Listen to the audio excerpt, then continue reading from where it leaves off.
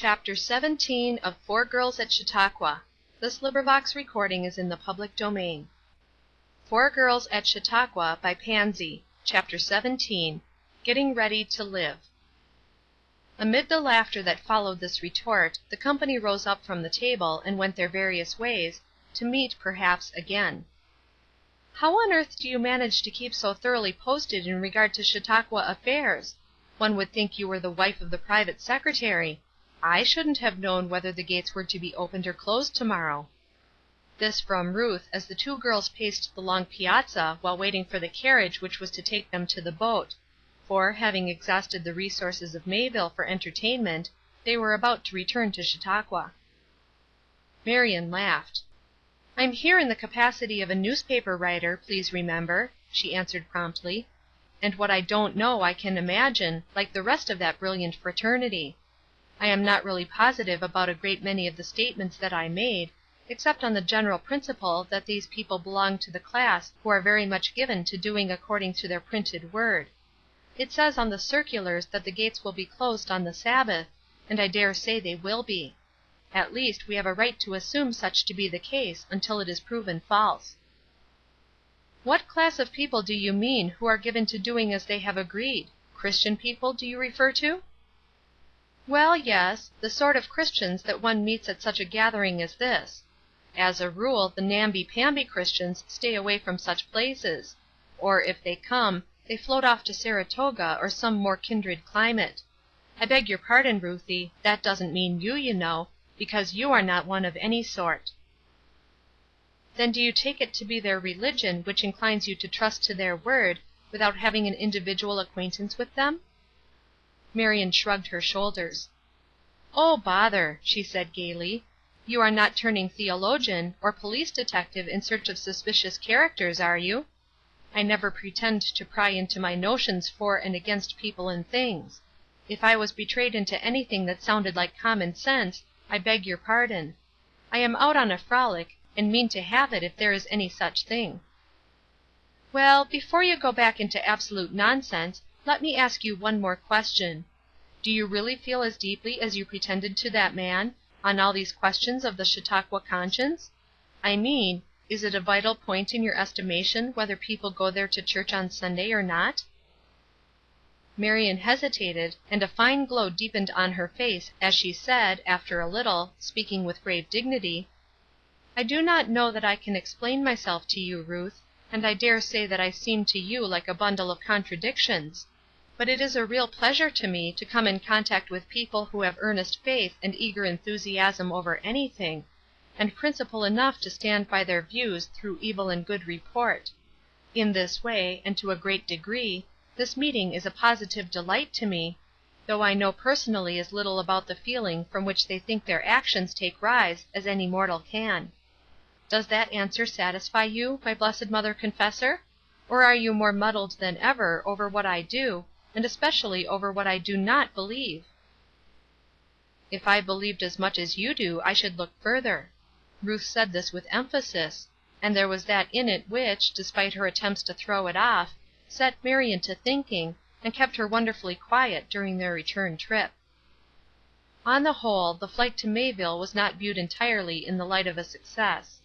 Ruth had been quiet and grave for some time, when she suddenly spoke in her most composed and decided voice: "I shall go to Saratoga on Monday, whether any one else will or not. I shall find plenty of friends to welcome me, and I shall take the morning train from here." But she didn't. Meantime, Flossy's afternoon had been an uninterrupted satisfaction to her.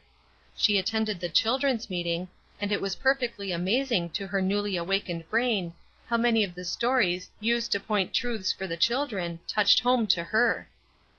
Dr. Hurlbut, of Plainfield, seemed to have especially planned his address for the purpose of hitting at some of the markedly weak points in her character, though no doubt the good man would have been utterly amazed had he known her thoughts. She listened and laughed with the rest over the story of the poor tailor who promised a coat to a customer for 1, 2, and 3 weeks, heaping up his promises one on the other until he had a perfect pyramid of them, only to topple about his ears. She heard with the rest the magnificent voice ring out the solemn conclusion: Children, he did not mean to lie. He did not even think he was a liar. He only broke his promises." They all heard, and I don't know how many shivered over it, but I do know that to Flossy Shipley it seemed as if some one had struck her an actual blow. Was it possible that the easy sentences, the easy promises, to write, to come, to bring this, to tell that, made so gracefully, sounding so kindly, costing so little because forgotten almost as soon as her head was turned away, actually belonged in that list described by the ugly word lie? Flossy had been a special sinner in this department of polite wickedness because it just accorded with her nature. Such promises were so easy to make, and seemed to please people, and were so easy to forget. Like the tailor, she hadn't meant to be a liar, nor dreamed that she was one. But her wide open ears took it all in, and her roused brain turned the thought over and over, until be it known to you, that the girl's happy pastor, when he receives from her a decided, "Yes, sir, I will do it," may rest assured that unless something beyond her control intervenes, she will be at her post. So much did Dr. Hurlbut accomplish that afternoon without ever knowing it. There were many things done that afternoon, I suspect, that only the light of the judgment day will reveal. Over the story of the two workmen, who each resolved to stick to a certain effort for 6 months, and did it, the one earning thereby a patent right worth thousands of dollars, and the other teaching a little dog how to dance to the whistling of a certain tune, Flossy looked unutterably sober, while the laughter swelled to a perfect roar around her. It was hard to feel that not 6 months only, but a dozen years of intelligent life were gone from her, and she had not even taught a dog to dance a jig. That was the very way she put it in her humility. And I do not say that she placed it too low, because I really don't know that Flossy Shipley had ever had even so settled a purpose in life as that. She had simply fluttered around the edge of this solemn business that we call living. But along with the sober thought glowed the earnest purpose, given another dozen years to my young lady's life, and they will bear a different record; and whatever they bear, Dr. Hurlbut will be in a sense responsible for, though he never saw her and probably never will. Verily, this living is a complicated, bewildering thing. Well for us that all the weight of the responsibility is not ours to bear. There was still another story, and over it Flossy's lips parted, and her eyes glowed with feeling. That wonderful machine that the most skillful workmen tried in vain to repair, that was useless and worthless, until the name of the owner was found on it, and he was sent for, then indeed it found the master hand, the only one who could right it. She did not need Dr. Hurlbut's glowing application. So he who made us, and engraved his name, his image on our bodies, can alone take our hearts and make them right. Flossy listened to this and the sentences that followed, thrilling her heart with their power and beauty, thrilling as they would not have done 1 week ago, for did she not know by actual experience just how blessed a worker the great Maker was? Had she not carried her heart to him, and had he not left his indelible impression there?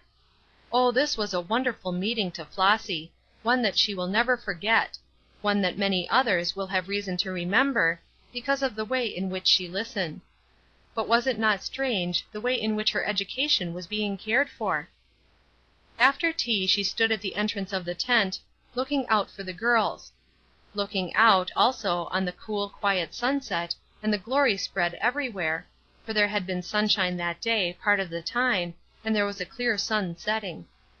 Under her arm she held the treasure which she had in the morning determined to possess, a good, plain, large print Bible, not at all like the velvet-covered one that lay on her toilet stand at home, but such as the needs of Bible students at Chautauqua had demanded, and therefore much better fitted for actual service than the velvet. Among the many passers-by came Mrs. Smythe. She halted before Flossy. "Good evening. I thought your party must have left. I haven't seen you since Thursday. Haven't you been fearfully bored? We are going to leave on Monday morning, going to Saratoga. Don't some of you want to join us?" "I don't know," Flossy said, thoughtfully mindful of Ruth and her plan that had not worked. "It is possible that Miss Erskine may. Do your entire party go?" "Oh, not my nephew, of course. Nothing could tear him away. He is perfectly charmed with all this singing and praying and preaching, but I confess it is too much of a good thing for me. I am not intellectually inclined. I like the music very well, and some of the addresses are fine, but there is such a thing as carrying meetings to excess." At this point she turned quickly at the sound of a firm step behind her, and greeted a young man. "Speak of angels and you hear their wings, or the squeak of their boots," she said. "We were just talking about you, Evan. My nephew, Mr. Roberts, Miss Shipley. I believe you have never met before." Had they not! There was a heightened flush on the cheek of each as they shook hands. It was clear that each recognized the other. "Are we strangers?" he asked with a bright smile, speaking so low that Mrs. Smythe, whose attention had already wandered from them to a group who were passing, did not hear the words. "On the contrary, I think we are related, though I do not know that we have happened to hear each other's names before." Flossy understood the relationship. Sons and daughters of one father, for she knew that this was the young man who had twice questioned her concerning her allegiance to that father. Also, she remembered him as the only one whom she had ever heard pray for her. Mrs. Smythe called out a gay good evening to them, and joined a party of friends, and Mr. Roberts leaned against a tree and prepared to cultivate the acquaintance of his newly found relative. "You have one of those large sensible looking Bibles, I see," he said. "I have been very much tempted, but I could not make myself feel that I really needed one." "I really needed mine," Flossy said, smiling. "I left my Bible at home. I had not such a thought as bringing it along. I feel now as if I had a treasure that I didn't know how to use. It is quite new to me. I don't know where to read first, but I suppose it makes no difference." "Indeed it does make a great difference," he said, smiling, "and you will enjoy finding out how to read it. Chautauqua is a good place for such a study, and the Bible reading this evening is an excellent place to commence. Are you going?" "Yes, indeed," Flossy said, with brightening eyes. "I have been looking forward to it all day. I can't think what a Bible reading is. Do they just read verses in the Bible?" "Yes," he said, smiling. "It is just Bible verses, with a word of explanation now and then, and a little singing. But the Bible verses are something remarkable, as you will see. It is nearly time for service. Are you ready? Shall we walk down and secure seats?" So they went down together in the early twilight, and took seats under the trees amid the glowing of brilliant lights and the soft sound of music coming from the piano on the stand. CHAPTER 18. Recording by Trisha G.